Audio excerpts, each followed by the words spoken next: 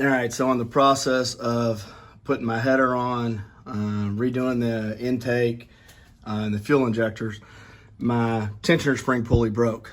So, which is down here, not actually the puller itself, but the tensioning rod, which is on the opposite side. So I'm gonna have to take this fan back out in order to get access. Pretty simple fix. Once I take it apart, I'll see if I need to go get a new pulley or not. And once I get this out of the way, you'll be able to see it better. Fortunately, I don't even remember getting this, but I have the tensioner pulley boat here. So simple fix, but we do have to, this is the pulley boat, and then this is the tension that goes inside that this boat will go through on the back of the pulley, and this rod goes into here so you can adjust the tension.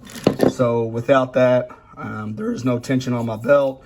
It can squeak, which it's currently doing, so I had to get that fixed.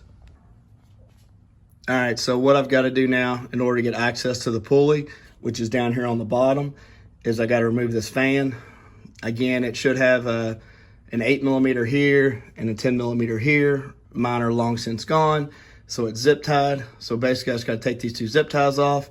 I'm going to remove this radiator overflow line, and then this electrical connector on the bottom of this fan. It's just two tabs. So once these two parts are undone, this connector, this fan will slide right out and get access to the pulley. All right, so I got the fan out, and you can see it's just two little tabs on the bottom. All right, so down here is your tensioner pulley. So what I'm actually going to do is take this nut off. It's a 15mm to take the pulley off, and then the rod will slide out on the back side. So right there. All right, so here's the one that broke off. That goes into here, and then this goes through the pulley and screws into here. So we have the new one. My pulley bearings are still good, so I'm going to reuse the same pulley. I'm just going to reassemble this. Make sure you put this spacer back on and this spacer here, and then we'll get this together. Now, it's so simple of a process that I didn't even really get a chance to record it, but got it on.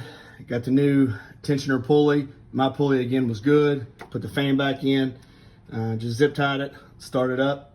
All right, no squeaks.